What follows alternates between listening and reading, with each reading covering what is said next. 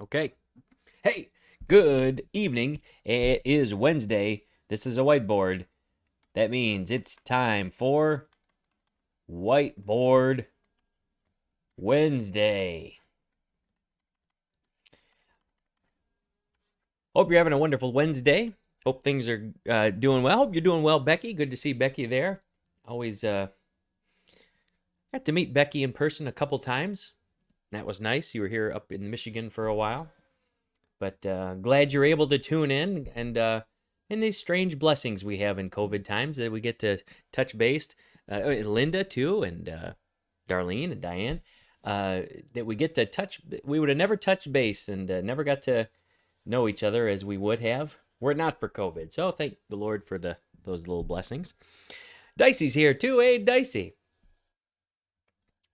Great to see everybody. We're going to talk today about different as you're reading the scriptures, particularly the New Testament. There's lots of different groups of people that if we were around at the time, we would all know who these people are. But now that we're 2,000 years separated, we don't just automatically know who these people are. And so I agree, Becky. It's a wonderful blessing. I agree.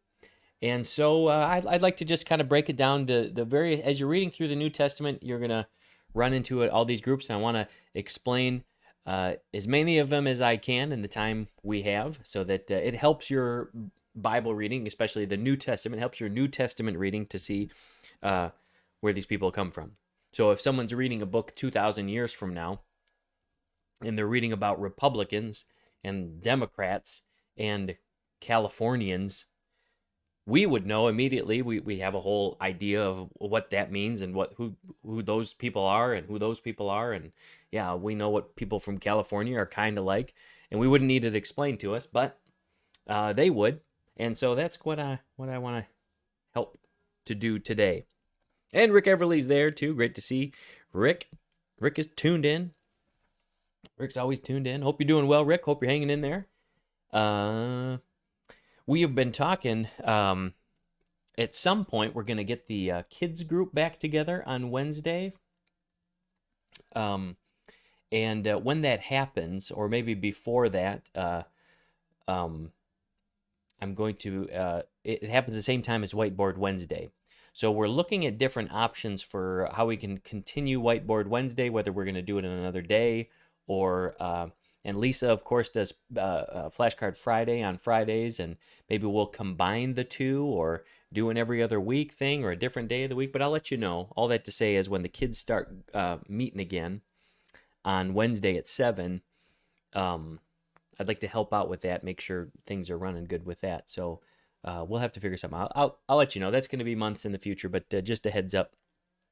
Some behind the scenes at Whiteboard Wednesday Studios. It's just this room here. Okay, so let's look at some different groups. The first group, of course, we're going to run into are the Jews.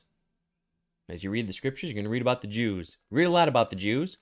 And you say, well, I didn't realize you were going to get so basic. Well, just want to make sure we're on the same page with all these things. Who are the Jews? Where do they come from? Why are they so important? Well, you know what? I don't want to be here for an hour. So let me just very quickly. There's a couple different phrases, in fact, you'll hear in the scriptures. You also read about the Hebrews.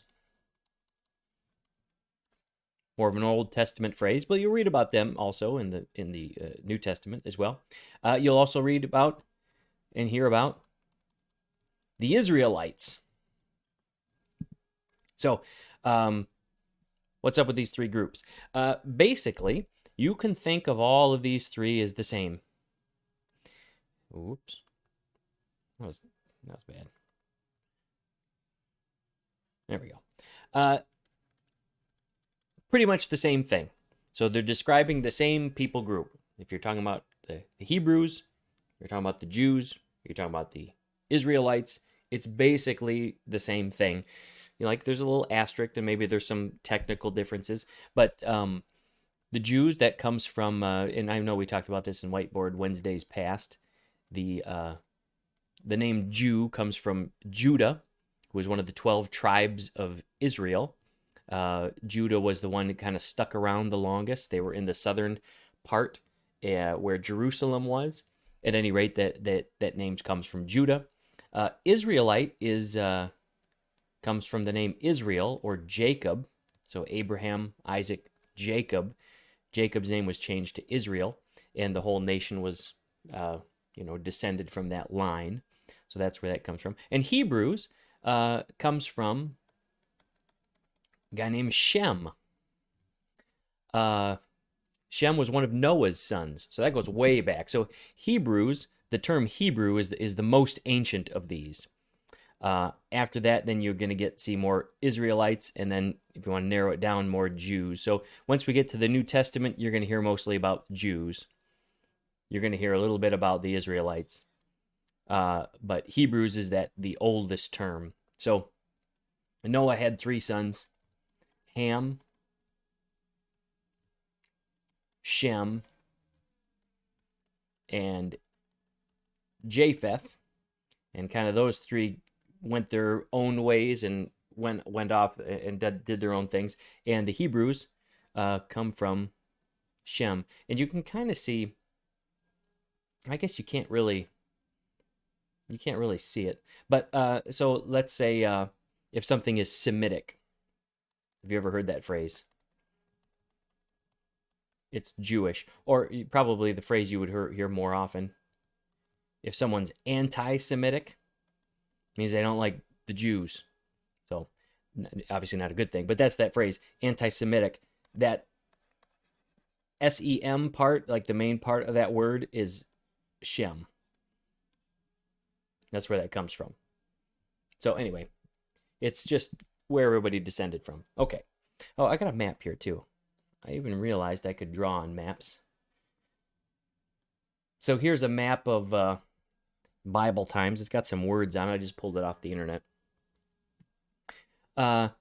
So here is a map of this is Saudi Arabia here nowadays.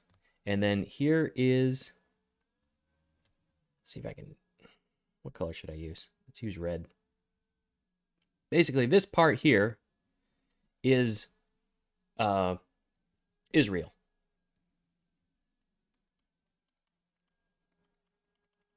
So over here we've got Rome. And over here we've got Babylon. And then everything takes place in this little stretch of land here. There's a river here, the Jordan River, that connects these two. You can't see on this map. And then the Dead Sea is down here. Sea of Galilee is up there. And then everything basically to the left of that river is going to be Israel. So this whole area here. I don't want to draw too much on my map, but basically this area here. A little sliver of land. And that's funny how that one piece of land, the Holy Land, is about the size of New Jersey, is the whole world revolves around this thing. And so much of world history, not even counting the Old Testament and the New Testament, which all take place in that little plot of land, but even nowadays, when they talk about the different wars and everything, and the Palestinians and the Israeli conflicts and all that stuff, you're talking about this little tiny piece of land ultimately, but everything seems to revolve around there. Oh, here's a helpful hint too. So in the Bible, you read about Israelites, but then in the news, you won't read about Israelites. You'll read about Israelis. So what's the difference between an Israelite and an Israeli? If you ever heard that phrase. So the nation of Israel, which you could visit today, is not the same nation that was around in Jesus' time. It's in the same location, but the Israel began after World War II in 1948, the modern state of Israel. And someone who lives in Israel nowadays, you call Israeli. If you're talking about the Israel back in Old Testament, New Testament times, you call them Israelites, right? So just a little technical difference. But you won't read about Israelis in the Bible. That's just, like I said, that's since they began the new state of Israel in 1948. Anyway, we're not talking about that, but A little fun fact for you. Okay, so you read about the Jews, you read about the Israelites, Hebrews, just think of them as the same people. They're the Jewish people. Jesus was Jewish. Every single author of the Bible, as far as we know, with the exception of Luke, was a Jewish person. All the early church were Jewish people. Of course, we talked about that in Whitebaord Wednesdays past. You can look at that. Here's another group though that we talk about in the Bible, or you'll read about in the Bible. I wonder if I can blow this up. Yeah, I probably shouldn't mess with it.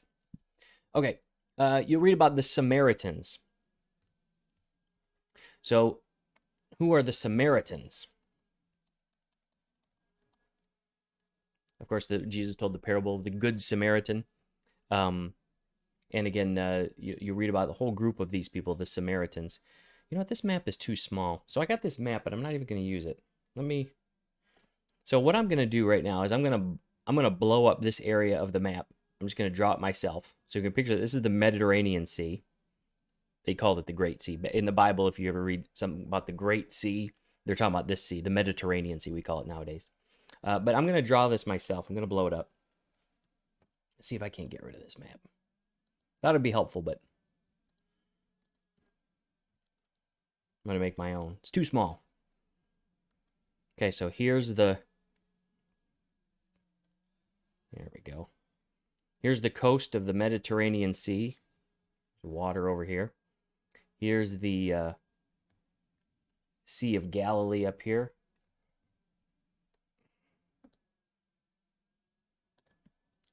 Here is the Dead Sea down here. And here's the Jordan River. So we'll say this is the Jordan. Here's the Mediterranean Sea. The Jordan River, that's the river that, well, I don't want to get just sidetracked. Here's the Dead Sea here. And then up top, Sea of Galilee. Okay, so, and here is Israel, basically. I mean, those borders aren't exact. Hey, Yvonne. Well, you know what? We'll pray for Yvonne by the time this is over. We'll be praying for Yvonne. Hey, here's Israel, and now Samaritans. What about the Samaritans? So, at the time of Jesus, Samaria was this spot here, right in the middle. So you had two regions. Am I too high? You had Israel down here, and you had Galilee up here. Galilee's where Jesus was from, Nazareth and Capernaum and all that. That's up north, and Israel's down here.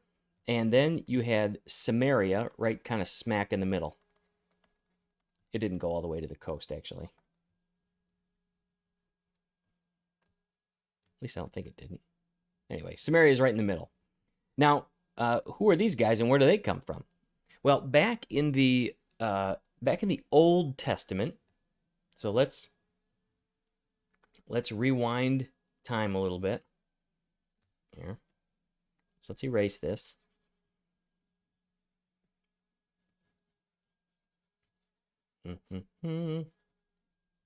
Thanks for bearing with me, everybody. You had the nation of Israel, which was this whole thing. And it went down way lower. But Israel. And then there was after King David, there was a civil war. So we're in the Old Testament now. I thought 1000 BC, 1000 years before Jesus. Sorry, Yvonne, I'm not familiar with what you're talking about. But we'll pray for you at the end. About 1000 years before Jesus, you had King David. And then after King David, his son Solomon took over. And after Solomon, King Solomon, his son took over. And tensions were kind of high with King Solomon. And his son made them a lot worse. His son got some bad advice. And there was a civil war. And there was a big split between the nation. And the southern part was called Judah, and the northern part was called Israel, based on how the tribes were laid out. And this northern part here, because they didn't want anything to do with the southern part, they made their own capital city, the capital city of Samaria. And they had their own temple. Well, they didn't have a temple. Well, they kind of did have their own temple, but they worshipped idols. They worshipped on mountaintops.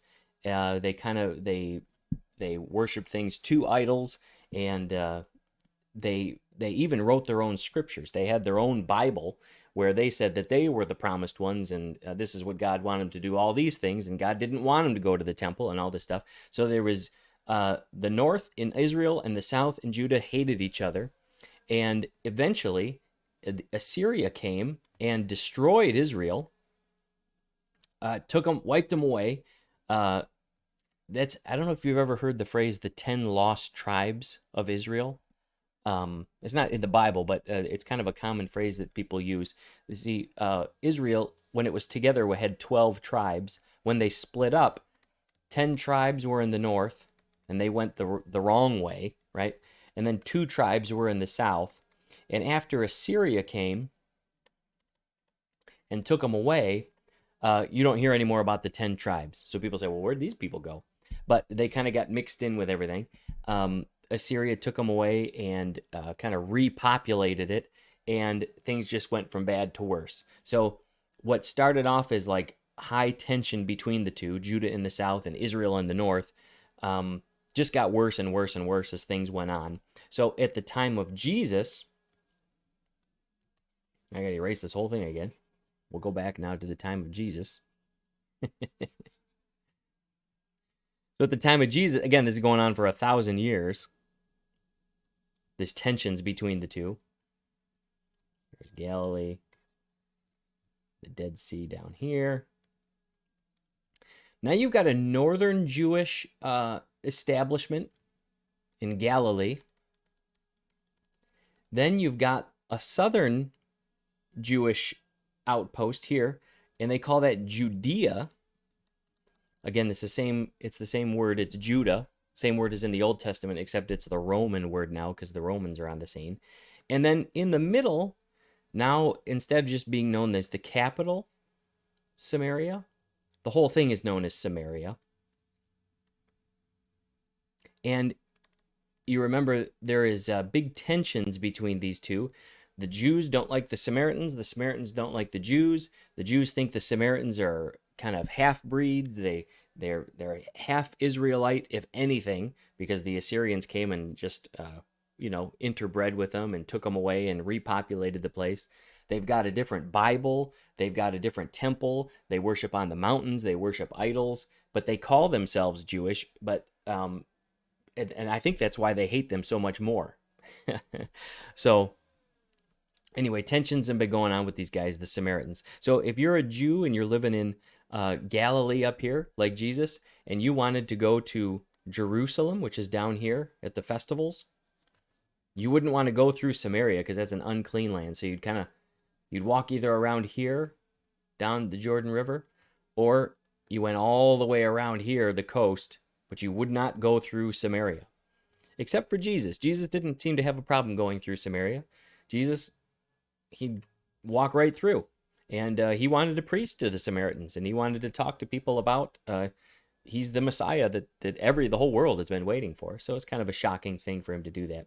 But as you read about Samaritans in the New Testament, they're actually, the Jews would have thought of them as the bad guys. I think we're so used to the parable of the Good Samaritan that something in our mind thinks, oh yeah, the Samaritans, those are the good guys. Well, maybe so, but the Jews would not have thought that at the time of Jesus. Another group that you're going to read about is the Romans. And I don't need to explain too much about these guys. So in the New Testament, let's see if I can zoom out here. It's fun. We got a bird's eye view. So here's Greece over here, and then Italy, shaped like a boot. There's an island over here. Okay, so Rome is over here. Here's Greece. Now, before Jesus' time, there was a guy named Alexander the Great, and he was from Greece, and he took over everything. And he beat the Persians away. And then after Alexander the Great, then there was a guy named Julius Caesar, and he was from Rome, and then he took over everything. So when we start up on the New Testament, we still have Judea down here, because that's the Roman word, and we have Galilee, we have Samaria, but the Romans are in charge of everything. And so when you read about things happening in Jerusalem, you read about a couple people. You read about King Herod. Herod was kind of in charge of Galilee and other places. There were it was a very complicated relationship. But then there's this guy, Pilate, and he was in charge in Jerusalem. Pilate is not a Jew. He's not a Jewish person. He's from Rome. He's there in Jerusalem to keep the peace. But tensions are very high. Dice says he can't see my picture. I'm looking. It looks like I can see the picture. I don't know if it's a problem on your end, Dicey, or not. Let me know if there's someone else who can't see. It's just me drawing. I don't have a picture anymore. My picture was too small, so I deleted it. Okay, so we have Jews, right? Jesus was a Jew. We've got Samaritans. Jews don't like the Samaritans. We got the Romans, and the Samaritans and the Jews don't like the Romans. So it's kind of this kind of pot boiler here. But those are the big groups. Now, inside, there's a bunch of little groups. And so where am I at? I'm at 723 right now. Let's look at some of the littler groups inside the New Testament as you read. Diane says she can see. All right, thanks, Diane.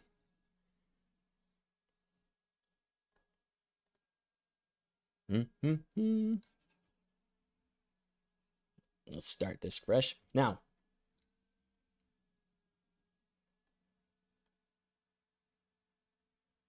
let's get back to normal. Whoop. Is that good? That's good.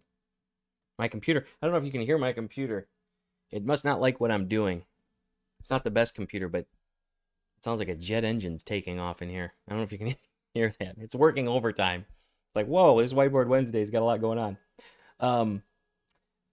Some minor groups inside the New Testament. You read about one of the groups is called the Pharisees. Who are these guys? You read about the Sadducees. And often you read about these guys kind of together. The Pharisees and Sadducees. Who in the world are these guys? These are both Jewish groups. Or groups. They're Jewish. So these aren't Samaritans. These aren't Romans. These are within the group of Jews. You've got this group, the Pharisees and the Sadducees.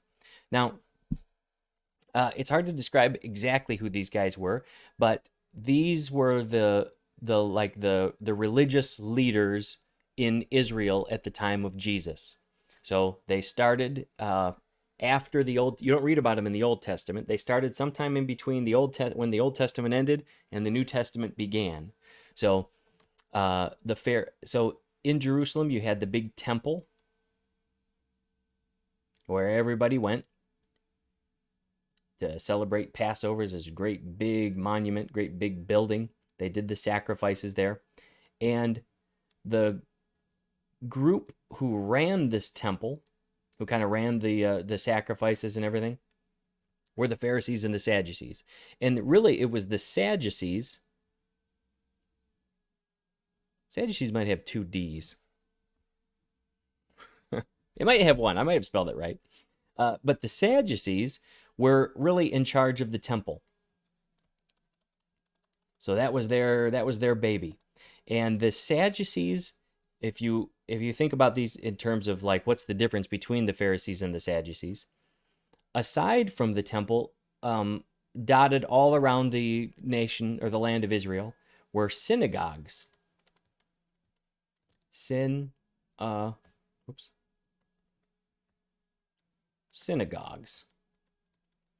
So a synagogue is a place for a Jewish person to worship that was not the temple. So there's only one temple. There's only one, and that's in Jerusalem. And there can only be one because that's the meeting place between where God meets with the people. But the synagogues are like where they're kind of like churches. So if there's a group of Jews somewhere, they're going to build a synagogue so they can all go to the synagogue. And the Pharisees were in charge of the synagogues. So if you want to think about it like that, the Sadducees were in charge of the temple, and the Pharisees were in charge of the synagogues. Now, there's several more differences here. The Pharisees or the Sadducees were more politically minded, and they were apparently very powerful. They had wealth. They were like the Jewish, like the elite in Jerusalem. And they were mostly stationed in and around Jerusalem because of the temple. You wouldn't see a Sadducee like up in Galilee or anything, but you would see Pharisees up there. So the Pharisees, they're in charge of the synagogues. They're more of the common man. Like they're represented the people more, and they were religiously minded. The Sadducees were also religiously minded, but if you're thinking of the differences between the two, it might be helpful to think of them as more religiously minded, where the Sadducees are more politically minded. And because the Sadducees have more power, and they're the ones that are, they're kind of trying to figure out this tense relationship between the Romans and the Jewish people. That the Sadducees are in charge of all that stuff. Some of the differences in beliefs, they're very similar in belief, but Pharisees honestly were more like how we might believe today. Sadducees, one of the differences in the Sadducees, I heard this once. A little kid heard this in Sunday school. They said the Sadducees were sad, you see, because they didn't believe in Jesus. I thought that was a little clever way of remembering. They were sad, you see, because they didn't believe in Jesus. There's a couple other things the Sadducees didn't believe in. The Sadducees only read the first 5 books of the Bible. Only the first 5 books of the Bible, what we call the Torah. They didn't think the other books were inspired. And so they only believed what is included in the first 5 books of the Bible, which means there's a lot of things that they didn't believe in, because there's a lot of stuff that we do believe that's found elsewhere in the scriptures. One of the things is, so they didn't, I'll put this here, don'ts. They don't believe in the resurrection. They don't believe in, or they didn't, they're not around anymore. They don't believe in the spiritual realm. So no angels, even afterlife. So when you die, you die. You're here and that's it.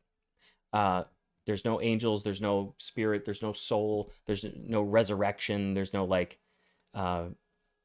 what we would believe is that there's going to be a resurrection at the end of days. Now the Pharisees did. They believed in the whole Bible, or at least the whole Old Testament, right? Which was all the Bible there was at the time. Oops. They believed in the resurrection. Jesus didn't invent the idea of the resurrection. The Pharisees believed, and many Jewish people did believe because of the Old Testament, outside the first 5 books of the Bible, that God was going to redeem us at one point at the end of days, that though we may have died, if we've died before this happened, that our bodies would be resurrected. And so when Jesus was resurrected, the shocking thing wasn't that somebody was resurrected. They believed in resurrection. The shocking thing was, why is he resurrected now? Resurrection is supposed to be something that is going to happen at the very end. But now here, all of a sudden, resurrection has happened right in the middle of history. And he's asking us he's inviting us to be a part of it now. But they believed in the resurrection. They did, I'll put do believe. They believed in angels and the afterlife and all that stuff. Like I said, we're kind of what we believe is very similar to what the Pharisees believed, with the huge exception that the Pharisees did not believe that Jesus was the Messiah, and neither did the Sadducees. The Sadducees were sad, you see, because they did not believe that Jesus was the Messiah. Yeah, Rick makes a great has asked a great question. Always heard about the scribes and the Pharisees. So the scribes are another group.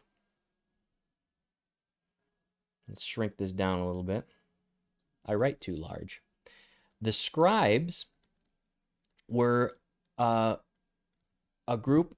So they didn't have a printing press back then. It's not like you could go to the store and buy a Bible. If you owned a Bible or any book of the Bible or a scroll, they had scrolls back then. It had to be handwritten out by somebody, and this was a specialized field. That was like a very respected job, and people took it very seriously. And you called those people scribes. So scribes were copyists, except that sounds too. That doesn't sound very serious to me. But that's what they would do. Like they were copyists, but they also not only copied the words of the Bible, but they interpreted the Bible. So if you had a question about, well, what does the Bible mean, or how does this verse apply to my life, you could go to a scribe, and the scribe would give you their interpretation, or what they thought was the correct interpretation of that. Kind of like how I do a little bit on some Whitebaord Wednesdays, where I say, well, this is what this verse means, that kind of stuff. But it was way more serious than that, because the Bible was their constitution, literally the Constitution. So you could also think of them like lawyers. So they're the ones interpreting the law that we live by, and they're also copying it out. But that's what the scribes do. And sometimes the scribes would get it wrong, and sometimes they'd give their own interpretations, and Jesus would get on these scribes a lot for having these wrong interpretations and putting burdens on people that they weren't meant to put on them. But yeah, you often hear them paired up with the Pharisees as well. Scribes and Pharisees. But that's what the scribes did. Probably think of them like lawyers is probably the best way to think of them. That's the closest way. This group here together, the leading council of the Jewish people was the Sanhedrin. This is where Jesus was brought up before when he was put on trial. There were 71. It was a group of 71 scribes and Pharisees. Pharisees and Sadducees that kind of met to convene. And one of them was the chief priest. And that guy was always a Sadducee. So at the time of Jesus, it was Caiaphas was the chief priest. And then there were 70 other ones. And they would meet and kind of determine things, go talk with Rome, figure things out with Rome. So there was... woe to you, scribes and Pharisees, Jesus would always say. So knowing this about the Pharisees and Sadducees, it might make, I want to read you this passage from the book of Acts. Might help clarify what's going on here behind the scenes. This is Acts 23. So Paul's been imprisoned for preaching the gospel. This is after Jesus died and resurrected. And they bring him in and they say, Paul, you got to stop preaching about this guy Jesus who's crucified and resurrected. You can't say that stuff anymore. So they bring Paul in before the chief priest and the Sanhedrin, which is, remember, the ruling group of Pharisees and Sadducees. And it says in Acts 23, then Paul, knowing that some of them were Sadducees and the others Pharisees, called out in the Sanhedrin. And he's in trouble here, and he's trying to get out of trouble. So this is a clever move on Paul's part. He says, my brothers, I am a Pharisee, descended from Pharisees, and Paul was. I stand on trial because of the hope of the resurrection of the dead, which technically is right? Jesus is resurrected from the dead, and that's what I'm preaching. When he said this, a dispute broke out between the Pharisees and the Sadducees, and the assembly was divided. And I'm seeing here that Sadducees does indeed have 2 Ds. So I misspelled that. I apologize. When he said this about the resurrection, a dispute broke out between the Pharisees and the Sadducees, and the assembly was divided. And then there's a parenthesis here from Luke, who wrote the book of Acts. And he's trying to explain the situation. He says, the Sadducees say that there is no resurrection, and that there are neither angels nor spirits, but the Pharisees believe all these things. There was a great uproar, and some of the teachers of the law, that's another phrase for scribe, And some of the teachers of the law, who were Pharisees, stood up and argued vigorously. "We find nothing wrong with this man," meaning Paul, they said. "What if a spirit or an angel has spoken to him?" The dispute became so violent that the commander was afraid Paul would be torn to pieces by them. He ordered the troops to go down and take him away from them by force and bring him to the barracks. So Paul recognizes he's in trouble, and he needs to get out of this situation. And it's kind of a clever thing he does. He says, listen, I'm just preaching the resurrection, which is what Pharisees believe. So I'm being persecuted now because of my beliefs as a Pharisee. And then the Pharisees say, oh, well, yeah, I guess that's all we believe in, the resurrection of the dead. And the Sadducees say, no, that's not right. And then they start arguing with one another. Yeah, resurrection. No resurrection. And Paul kind of slips out from under him, kind of pits them against each other, and then sneaks away like those Looney Tunes fights where two people are fighting or three people are fighting, and then the one guy that they're supposed to be fighting slips away. That's kind of what he does there.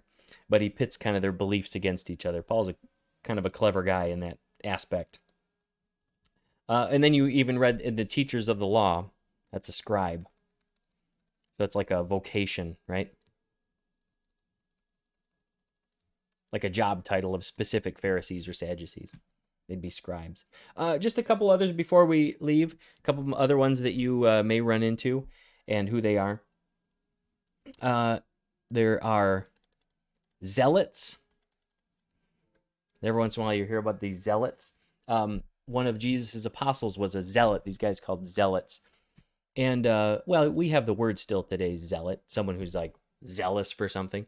But the zealots was a technical term. It was a group of Jews who wanted to overthrow Rome, get Rome out violently if need be, using military or guerrilla tactics or whatever. But they were Jews who wanted to overthrow Rome. Let's say Rome out. Jews who wanted Rome out. There were, I suppose another group is the tax collector. We still have tax collectors, so that's, you guys know what tax collectors are. But these guys worked for Rome and collecting taxes. And people didn't like tax collectors. Well, people still don't like tax collectors, right? Nobody likes a tax collector. Sue asks, which apostle was a zealot? There was a guy named Simon, and it's not Simon Peter. Simon was a very common name, so they called Simon Peter, and then the other Simon they called Simon the Zealot. So every once in a while you read about Simon the Zealot. Then you got tax collectors. These guys were especially hated because many of the tax collectors were Jewish people. Again, it's another job, and so you're a Jewish person working for Rome, who was the occupying power, collecting Jewish money to give to Rome. So we really don't like tax collectors. So a phrase that you'll hear in the New Testament a lot, just like you'd hear scribes and Pharisees lumped together, you hear sinners and tax collectors. That was a phrase a lot of them use, like, hey, who are the people we don't like? Sinners and tax collectors. But they worked for Rome. Now, this is interesting. One of Jesus's apostles was a tax collector. This one was Matthew. That's his Greek name. Levi was his Hebrew name. And he was a tax collector. Jesus called him to be an apostle. And I just think it's interesting, and some people do point this out, that in Jesus's group of followers, you had zealots, Simon at least, Simon the Zealot, who wanted to overthrow Rome, and you had Levi or Matthew who worked for Rome, both a tax collector and a zealot, and somehow they're united under Jesus and able to work together. So Jesus, pretty amazing leader. It's hard to get people who are so diametrically opposed to work together, but Jesus was able to do it. You'll also hear, I'll tell you what, here's the last group that I'll talk about. Yeah, this will be the last group. Hear about rabbis. No, actually, you won't hear about this. You won't hear about rabbis in the New Testament. You will hear the word rabbi. Jesus is a rabbi. He's called a rabbi. And because that's just the word for teacher. So but what about? But I wanted to bring up rabbi because when you hear the word rabbi in the New Testament, all they're saying is just the word teacher. They're not meaning the rabbis that we have today. Uh, yeah, correct. Good point, Rick. They're not talking about the rabbis that we have today. So, where did the rabbis we have today come from? When I say we have today, like you know what I mean, like a Jewish rabbi today. Not that we ourselves have rabbis, unless you're Jewish. Maybe you're a Jewish person watching this. But where did these people come from? This group of rabbis. Well, back in the Old Testament, Old Testament, New Testament times, the word was used just for teacher. And back in Jesus's time, the temple was still around. I always run out of room here. I'm going to draw my temple again. This big building. So the temple was still around, and the Pharisees, mostly the Sadducees, but they looked after the temple and attended to the temple. Now, after Jesus died, okay, so here's the temple. And you have the Pharisees and the Sadducees at the temple, and they're taking care of all the sacrifices and doing all that stuff. Now, Jesus died in 30 AD, and tensions, I kind of talked about this earlier, where tensions were high with the Samaritans and the Jews and the Romans. They continued to get worse and worse. The tensions got worse and worse and worse. And in 70 AD, the Jewish people revolted against Rome, like militarily revolted. And in fact, it was like 68. They started the revolt. But Rome came, the nation of Rome came with their armies, came to Jerusalem, surrounded Jerusalem, and surrounded everybody in Jerusalem and put them under siege. And eventually, in 70 AD, ended up wiping them all out and destroying the temple. So since 70 AD, like when you hear Jesus flipping the tables at the temple and doing the things at the temple and teaching on the steps of the temple, and you hear the disciples in the New Testament going to the temple and visiting the temple, that temple is no longer around anymore. It has not been around since 70 AD. And since that's the case, that's the last, when the temple got destroyed in terms of history. I mean, this is after the Bible was, the Bible's done at this point anyway. This is now like after that. You don't hear about the Sadducees anymore. And really, you don't hear much about the Pharisees anymore because the temple's gone. There's nothing for that. You can't even do sacrifices anymore. So the Pharisees kind of stick around for a little bit longer. There's another revolt in, I think it's 135 AD, somewhere in the 130s. I'll just put that. I know that's about right. And Rome comes in again and just wipes them out again. And from there, you no longer hear about the Pharisees anymore either. So what happens then in terms of Judaism, or for the Jewish people, we can't worship at the temple anymore. We can't do the sacrifices anymore. So all those synagogues that I talked about that were kind of dotted the landscape, the Jewish religion started revolving around the synagogues. And instead of Pharisees now, because there is no temple, and the leaders of these synagogues, we call them rabbis anyway, because that meant teacher.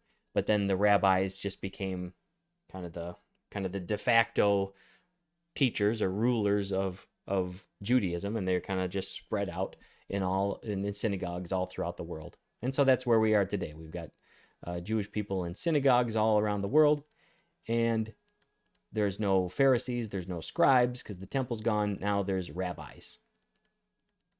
And it became a whole other thing. The Jewish people had to figure out a way to have a religion that didn't involve the temple, which is like the whole centerpiece of their religion, because this is where you do the sacrifices. This is how you get forgiven. This is where you meet God. And God had sent Jesus to show them the way, but the people who didn't follow Jesus, and after the temple got destroyed, they had to figure out a new way to do things. And that's where you get the Jewish people today. I mean, if we fast forwarded like 2,000 years, but that's where the rabbis are. So the rabbis that we see today, you're not going to read about in the New Testament. It's almost like the Pharisees kind of became the rabbis once they didn't have anything to do with the temple anymore. If that makes sense. But that's about it. Those are the main groups that you'll see.